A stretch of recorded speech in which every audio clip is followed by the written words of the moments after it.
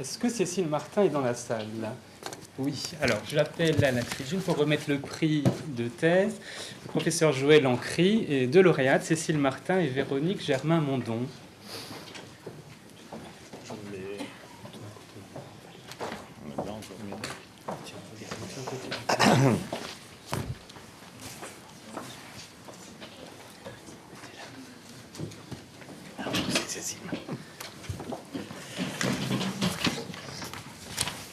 L'un des souhaits de M. Bruno Anglès-Lauriac, quand il a créé la Fondation, était d'encourager la recherche en sciences humaines et sociales. Et l'un des moyens que nous avons d'encourager les sciences humaines et sociales dans leurs diverses dimensions, dans leurs diverses disciplines, c'est de récompenser des jeunes chercheurs qui viennent de terminer une thèse de doctorat.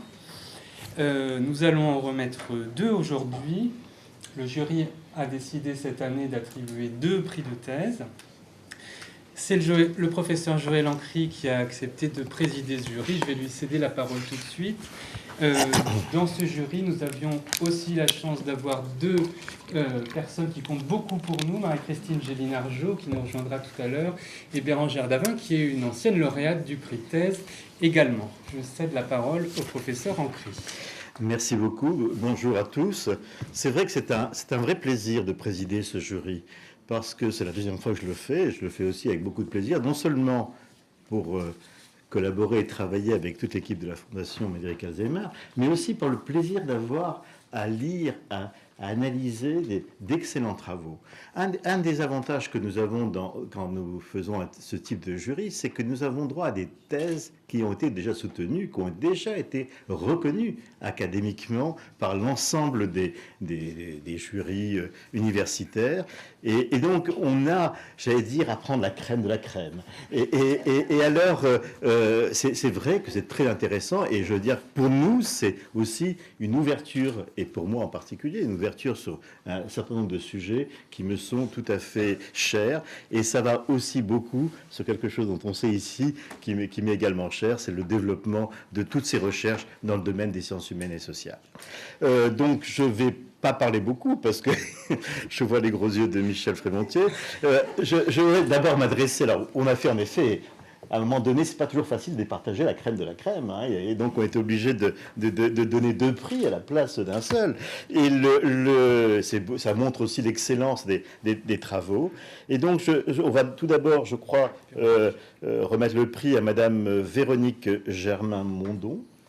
Comme elle parle des noms, la mémoire des noms, vous allez voir que c'est quelque chose d'important. En effet, tout le travail qu'elle a fait est dans ce domaine très très important, à la fois sur le plan fondamental, et qui est l'organisation de la mémoire des noms propres. Et nous savons tous, et vous voyez qu'à l'instant, j'ai besoin de regarder mes notes pour savoir exactement comment s'appelle la lauréate. C'est une plainte très souvent importante, mais aussi dans le domaine appliqué, par des nouvelles méthodes de prise en charge qu'elle a développées au cours de son travail, avec des approches tout à fait intéressantes, combinant différentes méthodes, et je crois qu'elle va l'expliquer tout de suite. Merci. Bien, bonjour à tous, merci. Je tiens à remercier les membres du jury et le professeur Ancry pour ce prix. Je suis très fière et très honorée de recevoir ce prix de thèse de la Fondation Médéric Alzheimer. Dans mon travail de thèse, donc, pour lequel j'ai bénéficié d'un financement du conseil régional de la région Auvergne durant 3 années, donc je me suis effectivement intéressée à la notion du nom propre de la personne et de sa récupération en mémoire, selon 2 objectifs que je développerai juste après. Je vais commencer par un petit exemple. Je vais vous demander d'imaginer M. Martin, qui a 82 ans. Il est atteint de la maladie d'Alzheimer.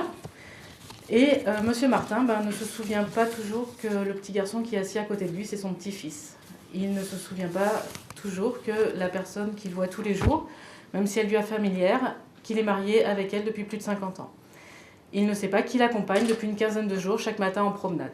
Donc M. Martin a des difficultés à reconnaître ses proches et il a des difficultés à les identifier et à retrouver le nom de ses proches. En psychologie cognitive, le nom propre est considéré comme l'information la plus difficile à récupérer en mémoire, à apprendre et à récupérer en mémoire.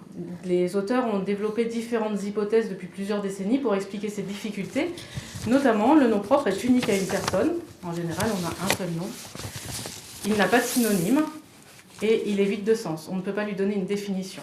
Donc ça veut dire que récupérer un nom propre revient finalement à récupérer un label, une étiquette particulière. Or, cette capacité est tout à fait déficitaire dans la maladie d'Alzheimer. Donc, s'intéresser au nom propre en tant qu'information permettant d'identifier les personnes qui nous entourent prend alors toute son importance. Dans ce travail de thèse, il y avait donc deux objectifs qui étaient étudiés. Il s'agissait d'une part de mieux comprendre l'organisation des noms propres en mémoire et leur récupération afin de mieux prendre en charge ces aspects déficitaires dans la maladie d'Alzheimer. Dans la partie de la compréhension de l'organisation en mémoire, j'ai mené mes études avec une méthode donc expérimentale. J'ai enregistré l'activité électrique du cerveau de participants jeunes durant des tâches de dénomination de photographies de personnes. Et en fait, les résultats ont montré qu'en mémoire, nous organiserions les noms propres selon les liens interpersonnels existants entre les personnes. C'est-à-dire que si j'active le nom d'une personne que je vois en face de moi, j'active en même temps l'ensemble des personnes qui lui sont liées. Je me suis appuyée sur ces résultats pour proposer des réapprentissages visage-nom auprès de personnes atteintes de la maladie d'Alzheimer. Et j'ai également demandé aux familles de s'impliquer dans ces séances de réapprentissage. Donc le travail consistait à travailler à partir de photos de proches du malade que ce dernier n'arrivait plus à dénommer. J'ai également utilisé des méthodes d'apprentissage qu'on appelle implicites, dans lesquelles les personnes ne sont pas conscientes qu'elles sont en train d'apprendre quelque chose. Et en fait, les résultats ont montré que même à un stade avancé de la maladie, les personnes étaient encore capables d'apprendre et avaient encore des capacités d'apprentissage en utilisant des méthodes adaptées. Donc l'ensemble de mes travaux ont permis de montrer qu'il était toujours nécessaire de pouvoir proposer des prises en charge adaptées, individualisées, comme on en parlait déjà tout à l'heure, et qu'il était également important de pouvoir impliquer les familles dans ces prises en charge. Donc je continue à essayer de travailler en ce sens, notamment avec ma directrice de thèse, et on travaille sur le développement d'un outil qui reprendra ces notions de réapprentissage visage-nom. Donc on a appelé Mémovie, un album à partager, et donc il intégrera des méthodes, des préconisations. Il sera à destination des malades atteints de la maladie d'Alzheimer ou maladie apparentée. Il sera également à destination, bien sûr, des familles, mais également des personnels institutionnels. Donc il n'est pas terminé, donc c'est en ce sens que ce prix de thèse va me permettre de continuer à l'élaborer, puisqu'il reste des études à mener, notamment pour pouvoir intégrer d'autres notions que ce simple réapprentissage, mais pouvoir intégrer des méthodes de reviviscence, également de travail sur les souvenirs émotionnels, ou encore de contextualisation des événements.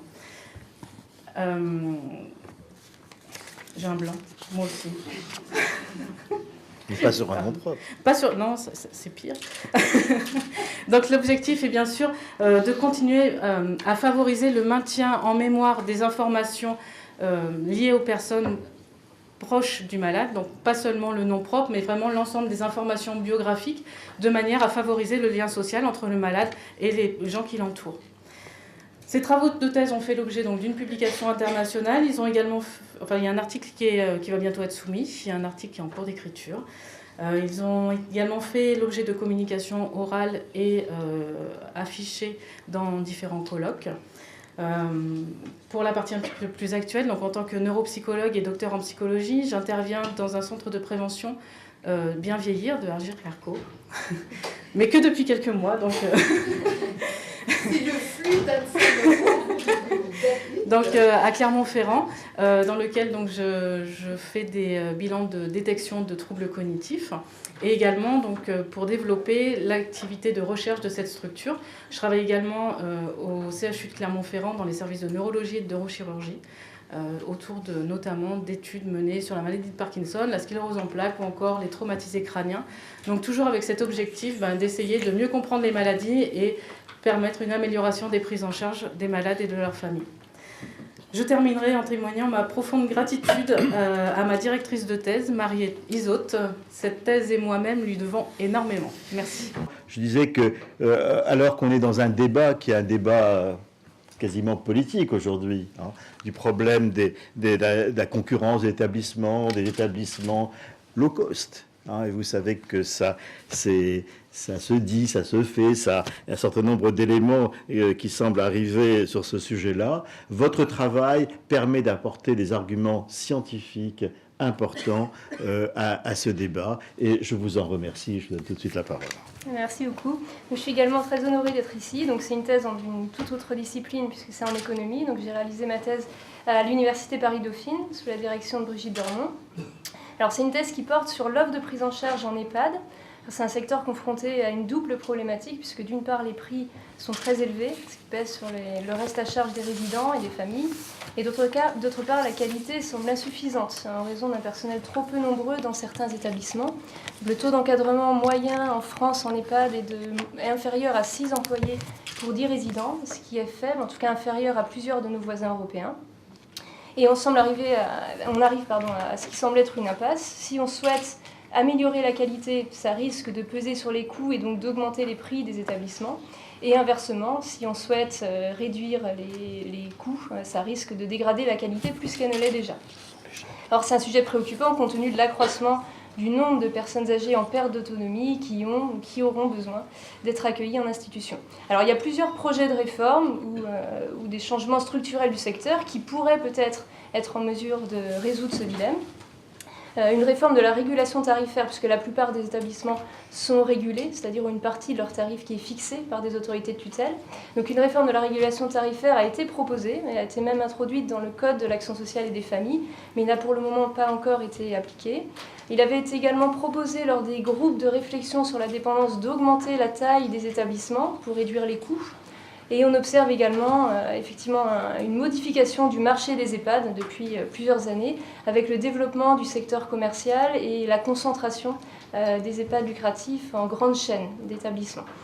Donc tout ça, l'objectif de ma thèse, ça a été de réfléchir sur les conséquences, à la fois en termes de prix et de qualité, de ces projets de réforme et de ces changements structurels du secteur.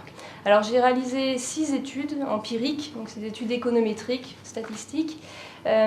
J'ai eu la chance de pouvoir travailler une grande partie de ma thèse dans les locaux de l'adresse. Donc j'ai eu accès à plusieurs bases de données très riches, notamment des enquêtes comme l'enquête EHPA, qui est une enquête réalisée sur l'ensemble des établissements pour personnes âgées en France, tous les 4 ans.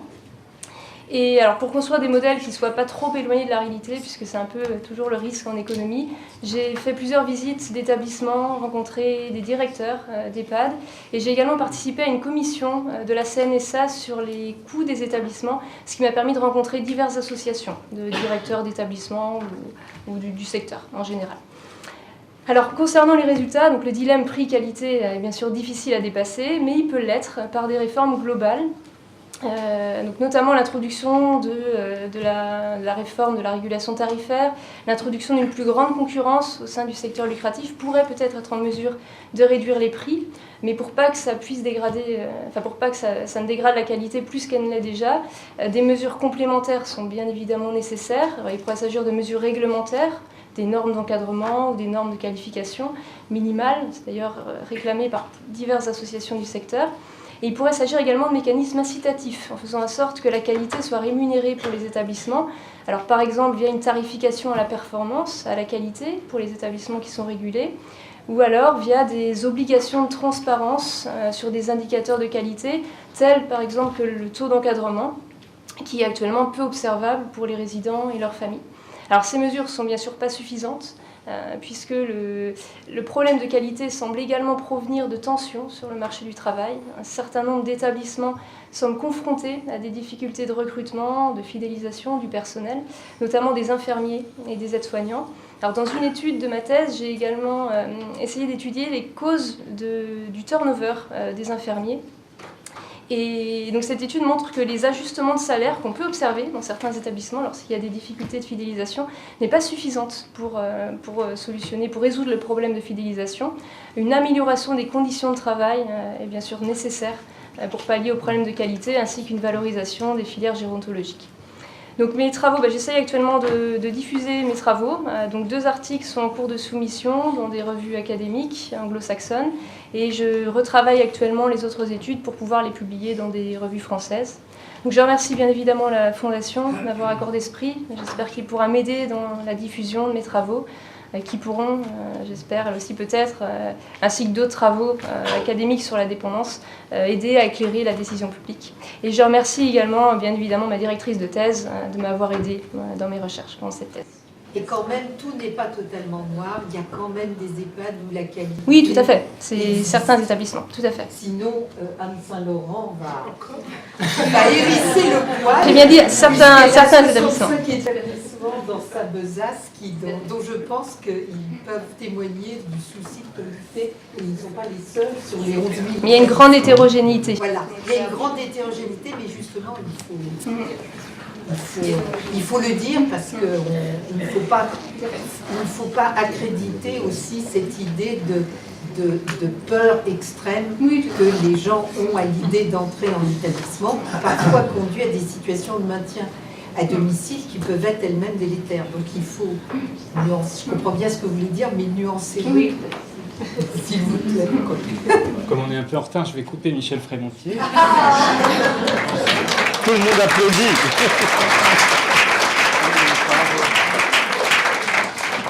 Quel exploit! D'aucuns s'interrogent parfois sur l'utilité des sciences sociales. Vous avez vu là comme deux jeunes chercheuses arrivent à expliquer en des termes clairs pour des gens qui ne sont pas de leur discipline comment le travail scientifique rigoureux qu'elles ont mené peut éclairer dans un cas la décision publique, dans l'autre cas la remédiation des symptômes ou des difficultés. C'est vraiment le genre de choses qu'on veut primer. Alors nous rejoignent Marie-Christine Géline-Argeau et Bérangère Davin, si elle veut bien. On l'a dit en début de cérémonie, nos instructeurs et nos jurys sont bénévoles. Notre jury du prix de thèse en particulier qui lit pendant l'été des thèses que vous savez volumineuses et nombreuses et qu'on remercie chaleureusement pour leur aide.